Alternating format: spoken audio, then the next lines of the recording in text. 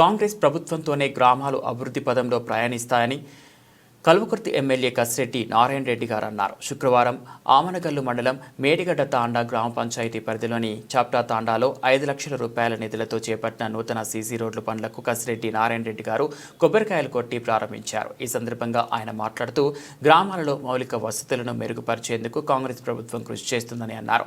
మంచినీటి వసతి, సీసీ రోడ్లు పూర్తి స్థాయిలో ప్రతి ఇంటికి అందేలా చూస్తామని అన్నారు. ఈ కార్యక్రమంలో Panchayati Raj TE Srinivasa Reddy, AE Abhishek, MPO Vinoda, మాజీ జెడ్పీ చైర్మన్ బాలాజీ సింగ్, మాజీ ఎంపీపీ అనితా విజయ్, మాజీ vice MPP Anantha Reddy, block Congress అధ్యక్షుడు నరసింహ, పార్టీ అధ్యక్షుడు జగన్, మనయ్య, రాములు, విజయ్, రాథోడ్, రామ్జియా, బాబా, భాస్కర్, మల్లేష్, శంకర్, హరిలాల్, కిషన్, రాజ్ కుమార్, నరేష్ తదితరులు పాల్గొన్నారు.